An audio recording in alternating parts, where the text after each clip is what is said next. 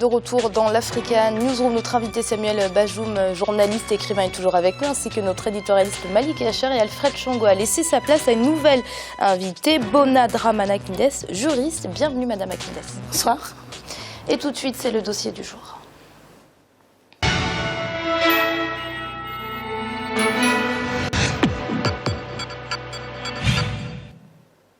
Une dizaine de chaînes de télévision, une quarantaine de radios, plus de 150 quotidiens et un nombre incalculable de périodiques. Le paysage médiatique du Bénin est particulièrement dynamique dans ce petit pays de 10 millions d'habitants. Cette pléthore de médias pose un réel problème de viabilité dû à l'étroitesse du marché publicitaire et au faible nombre de consommateurs potentiels.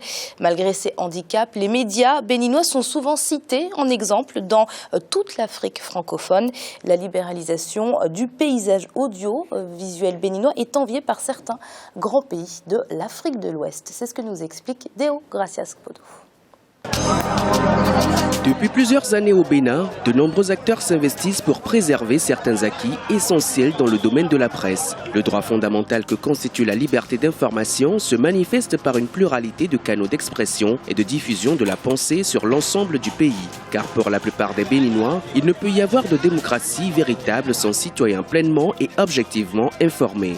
Avec plus d'une centaine de quotidiens, une quarantaine de radios commerciales et non commerciales, une dizaine de télévisions privées et publiques, les médias béninois fonctionnent dans un environnement concurrentiel et très exigeant. Cette libéralisation de l'espace audiovisuel permet à ce que les citoyens aux confins du pays peuvent avoir l'information aujourd'hui. Donc là, à ce niveau-là, c'est quelque chose de positif. La libéralisation de l'espace audiovisuel au Bénin est en fait une bonne chose. C'est utile parce que cela permet une pluralité des opinions et cela permet aux partis politiques, aux membres de la société civile de dire ce qui ne va pas dans la société, de tirer sur les sonnettes d'alarme en cas d'abus ou de problèmes de malgouvernance. Ça permet à chacun de pouvoir se prononcer sur ce qui se fait, mais sur le plan négatif, il faut voir qu'il y a un nombre exagéré aujourd'hui de quotidiens et de périodiques à cause de cette libéralisation. La Constitution du Bénin, adoptée en 1990, en son article 24, dispose que la liberté de la presse est reconnue et garantie par l'État. Elle est protégée par la Haute Autorité de l'audiovisuel et de la communication dans des conditions fixées par une loi organique. Ce qui fait du pays l'un des exemples de démocratie moderne en Afrique de l'Ouest, malgré le défi de la pauvreté et de l'accès à l'éducation. Pour une population estimée à plus de 10 millions d'habitants et en majorité analphabète, de nombreux observateurs estiment que l'espace médiatique béninois est particulier et nécessite davantage d'intérêt de la part des autorités. Entre liberté et professionnalisme, la question de l'autonomie financière est souvent évoquée et les arguments sont multiples. Le fait que le marché soit tellement étroit, il y a très peu de gens qui achètent les journaux, il y a très peu de gens qui s'abonnent aux journaux, donc on est obligé de recourir à d'autres sources de financement. Et ces sources de financement, ce sont ces affaires de contrat avec des gens. Lorsque vous êtes en partenariat avec une structure, vous êtes assujetti à cette structure. Vous ne pourrez plus jamais dénoncer cette structure. Une fois que vous dénoncez, votre contrat est supprimé carrément. Donc, il faut faire avec. Pour la plupart des médias, 80% de leur financement provient de la politique, malheureusement. Et 20%, les 20% qui restent viennent des entreprises commerciales. Parce que le Bénin n'est pas un pays où la pratique de la publicité ou de la communication est très développée. Les médias béninois ont besoin qu'on mette réellement en place un cadre légal et juridique pour les accompagner financièrement afin qu'ils puissent réellement jouer leur rôle d'information de façon libre, objective. S'ils étaient considérés comme les plus libres du continent africain au cours des années 90, la situation semble se dégrader peu à peu pour les médias béninois depuis l'élection présidentielle d'avril 2006. Entre difficultés d'accès aux sources d'information aux médias privés, les conditions de vie et de travail difficiles des journalistes, les financements d'origine douteuse ou encore le manque de professionnalisme, les analystes sont inquiets. En 2013, le pays était classé au 79e rang au classement mondial de la liberté de la presse selon l'ONG Reporters sans frontières. En 2015, il a été rétrogradé à la 84e place sur 180 pays. Il y a des presses qui sont matraquées par le gouvernement. Il y a des choses que les gens déclarent, des choses réelles, avec des preuves, mais on les suspend. Donc je dis qu'au Bénin, la presse n'est pas encore totalement libre. Mais nous allons continuer la lutte pour qu'il y ait vraiment la liberté. Quand je vois les dirigeants au micro, devant les caméras, disent qu'on a la liberté, sans la liberté de presse, c'est de nul et nul effet. Malgré les divergences d'opinion, l'apparition de nombreux organes de presse et la liberté dont jouissent la plupart des journalistes font aujourd'hui du Bénin un modèle en matière de libéralisation des médias. Mais cette libéralisation n'est pas sans inconvénients selon les analystes. Les principales maisons de presse appartiennent à des hommes d'affaires qui s'activent dans des secteurs autres que le journalisme. De nombreux journaux, radios ou télévisions sont également la propriété des hommes politiques, mettant en doute leur crédibilité auprès de la population. Des investigations en bonne et due forme, vous n'en trouvez pas. Parce que tout de suite, si quelqu'un dit « nous avons fait une enquête » et qu'il laisse par exemple que je prends rendez-vous avec les citoyens pour tel jour, pour publier l'enquête, je suis sûr qu'avant cette date-là, ils reviendront vous dire « nous sommes désolés ». Parce que les hommes politiques seront passés là pour dire « il ne faut jamais diffuser ce truc-là ». Les gens les tiennent. Ils ne sont pas autonomes. Comparativement au Togo, à la Côte d'Ivoire ou encore au Sénégal, la presse béninoise est en avance en matière de respect des libertés. Au Togo, par exemple, l'État contrôle l'information à travers la HAC, l'institution suprême de régulation qui n'hésite aucunement à sanctionner en cas de dérive. Les journalistes sont souvent traduits en justice, accusés de diffamation ou autres délits, et certains journaux sont privés de l'aide financière annuelle de l'État. Ce qui a pour effet de créer une certaine crainte chez les journalistes quand il s'agit du traitement d'informations à caractère sensible. La liberté de la presse serait-elle aussi en péril au Bénin? Beaucoup préfèrent que l'on n'en arrive pas à cette situation. Quoi qu'il en soit, les autorités béninoises ont aussi un rôle à jouer. Au Bénin, c'est un pays totalement fiscal où les impôts pèsent lourd. Les entreprises de presse paient les impôts comme les épiceries, ce qui n'est pas normal. Il faut travailler maintenant l'équilibre pour qu'il y ait un peu de perfection dans ce qu'on fait. Quand vous avez l'influence politique, vous ne pouvez pas faire autrement. À un moment donné, les promoteurs de ces chaînes prennent conscience de ce que la chaîne doit jouer son rôle de média, d'information, de défense des intérêts de la population.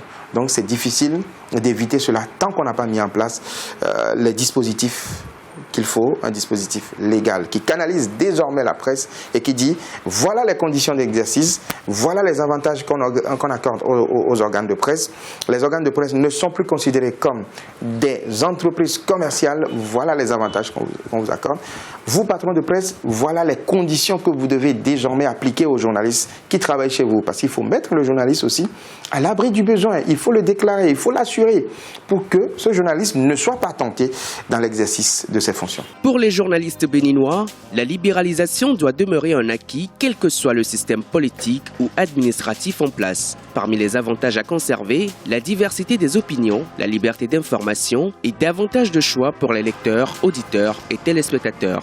À la veille d'une nouvelle élection présidentielle qui sera marquée par le départ de l'actuel chef de l'État, Boni Yayi, les médias béninois veulent croire en un lendemain meilleur. Des conditions améliorées qui permettraient in fine au pays d'obtenir une place de choix sur l'échiquier international en matière de liberté de presse. Madame Akindes, une libéralisation effective du secteur des médias au Bénin, on ne va pas le nier. Un pays où le paysage médiatique doit être pris en exemple, selon vous, par l'Afrique de l'Ouest? Oui, tout à fait. Tout d'abord, j'aimerais souligner que je suis donc membre du collectif Soutien Lionel Zissou, qui est un collectif composé majoritairement de membres de la diaspora des 4 coins du monde et également qui fédère plusieurs collectifs de soutien locaux, justement pour arriver à une action plus efficace sur le terrain. Je tiens à le préciser parce que justement le sujet tombe à propos. Et pour répondre à votre question, oui, effectivement, la libéralisation dans le secteur aujourd'hui est incontestable au Bénin. Effectivement, comme on l'a vu dans le reportage, il y a beaucoup de problèmes quand même, il y a beaucoup de points qu'il faudra revoir parce que au dernier classement, comme vous l'avez bien souligné, comme ça a été souligné dans le reportage, on était quand même à la 79e place. Aujourd'hui, on se retrouve 84e à la 84e place dans le classement RSF, ce qui veut dire que la presse est quand même menacée quelque part. Oui, Monsieur Mbajoum, il y a une régression pour le Bénin. Comment on explique cette régression en 2015 ? Incontestablement, c'est dû au fait que il y a pléthore de journaux, pléthore de problèmes. Le combat politique est acharné et dans les combats politiques, on se sert souvent des journalistes pour défendre parfois des causes indéfendables. Mais quand même, je dois dire que l'exemple du Bénin m'a toujours fasciné. C'est un pays qui est vraiment, à mon avis, un modèle à suivre. Parce que sur beaucoup de plans, ils ont toujours donné des leçons à l'Afrique. En termes de démocratie? En termes de démocratie, même la réalité de l'information, même les journaux d'ailleurs, puisque les journaux, ils sont nombreux, c'est vrai, mais la qualité est de loin supérieure à ce qu'elle est dans beaucoup de pays. Parce que dans beaucoup de pays, on a plus affaire à des mercenaires de la plume qu'à des journalistes. Et je crois qu'au Bénin, les journalistes sont quand même beaucoup mieux formés et pratiquent mieux l'éthique professionnelle qu'ailleurs. Et ça, c'est notable. Et donc, il faudrait que simplement le gouvernement peut-être essaie d'organiser, de recadrer un peu les choses, organiser peut-être une sorte de table ronde pour expliquer aux uns aux autres que, parce que j'ai entendu dans le reportage des hommes d'affaires qui créent des journaux. Quand un homme d'affaires crée un journal, c'est d'abord, pour défendre sa cause, et donc même quand il se livre à des activités illégales, il a toujours des journaux pour le défendre. Et ça alterne un peu la qualité des journaux. C'est pour ça peut-être qu'il y a eu ce recul, parce qu'il y a des journalistes qu'on utilise dans des conditions un peu anormales. Et ça, évidemment, ça renforce comment dirais-je, ça déprécie un peu plus la presse. Mais sinon, pour moi, c'est quand même un exemple à suivre. C'est un modèle très intéressant à suivre par rapport à ce qui se passe ailleurs. Oui, Madame Akimdes, avec autant de médias, le danger, c'est que chacun soit utilisé par telle ou telle formation politique. Comment éviter la politisation des médias ? Justement, je pense que la haute autorité de l'audiovisuel et de la communication, qui est la HAC, a un grand rôle à jouer. Effectivement, là, il sert d'organe de régulation des médias. Mais je pense que le contrôle doit être beaucoup plus accru. Déjà, au niveau de la gestion des financements, il faut qu'il y ait un contrôle concret des comptes pour savoir comment ces médias sont financés. Parce que le gros problème est là. On a certes des journalistes de qualité, pour la plupart, c'est indéniable, mais ils n'ont pas de salaire. Et quand vous n'êtes pas payé pour le travail que vous faites, bien entendu, vous êtes sujet à la corruption beaucoup plus facilement. Et là, c'est ce qui arrive. Et je pense que déjà en ce qui concerne, parce qu'il faut différencier entre les médias publics et les médias de service public plutôt, et les médias privés. Au niveau des médias de service public, le rôle à jouer déjà, c'est de renforcer l'allocation financière qui leur est portée chaque année par l'État. Ensuite, il faudra également revoir, parce que aujourd'hui, de ce qu'on entend en interne, force est de constater quand même que ces médias sont utilisés et très politisés donc par ceux qu'ils peuvent. Et pour les médias privés, d'une part, il faudra donc instaurer ce contrôle, et d'autre part, il faudra également leur apporter plus de moyens, parce que qui dit moyens dit recul donc de la corruption, donc des financements occultes, et d'autre part, il y a également le problème du marché de la publicité qui n'est pas du tout régulé et qu'il faudra réglementer. Ça permettra donc aux médias de pouvoir financièrement avoir d'autres sources de revenus, et qui dit donc régulation de marché de publicité dit également donc de mettre en place des méthodes pour la mesure des audiences. Tout commence par là, à mon avis. Oui, Malik, un véritable manque de régulation et un manque de statut en un cadre juridique et légal véritablement défini. C'est ce qui manque au Bénin. Oui, c'est ce qui manque au Bénin et dans beaucoup de pays. Et là, particulièrement au Bénin, il faut... Notre invité vient de le souligner, vraiment poser les bases, c'est-à-dire avoir véritablement une autorité de régulation qui soit aussi indépendante. C'est là aussi l'enjeu. Parce qu'on peut avoir une autorité de régulation, mais si elle n'est pas indépendante, ça ne sert à rien. L'indépendance de cette autorité est majeure pour permettre justement d'organiser ce domaine-là qui souffre malheureusement, il faut le dire, de l'anarchie. Et dès lors qu'il y a anarchie, vous pouvez justement avoir des méthodes qui sont tendancieuses, et notamment le financement. Il est bien de voir des médias ne pas avoir besoin de fonds publics. C'est bien de ne pas dépendre que des fonds publics, mais dès lors que parfois vous dépendez que des fonds privé, vous pouvez être acheté facilement et acheter aussi. Les journalistes peuvent malheureusement être acquis à la cause d'un dirigeant qui forcément ne veut pas que le débat démocratique soit sain ou du moins pratiquer le journalisme de rumeur. Donc effectivement, il y a un contrôle qui doit être strict et c'est l'État, c'est l'autorité publique qui doit être là et qui doit garantir non seulement, comme je disais, l'indépendance de cette autorité, mais effectivement taper quand il le faut. Faire des procédures de justice, faire des cas d'école, des cas de justice, des exemples, je veux dire, pour que ça ne se répète plus. Et malheureusement, c'est souvent un laisser-aller qui est constaté dans de nombreux pays africains. Mais au Bénin, j'ai bon espoir de voir ce secteur de la presse qui est un véritable pouvoir émerger et se professionnaliser. Ça mettra du temps. Le Bénin s'est ouvert à la démocratie il y a à peu près plus de 20 ans maintenant. C'est pas d'un coup, d'un seul qu'on arrivera à organiser les choses. Ça met du temps. Mais il y a une jeunesse, il y a une envie de débattre, il y a une envie de démocratie qui est toujours là. Et donc, justement, je pense qu'on verra des médias émerger, mais on verra aussi des médias mourir parce qu'on ne peut pas avoir tant de médias dans un pays. Oui, il y a un problème de viabilité. Hein. Voilà. La viabilité financière qui a été justement soulevée par nos invités. Et effectivement, on ne peut pas avoir autant de médias. Je pense qu'il y aura des restructurations, peut-être des fusions, peut-être malheureusement des médias qui vont mourir parce que dans ce domaine-là, c'est toujours les plus gros qui gagnent et ceux qui ont les plus gros financements, malheureusement.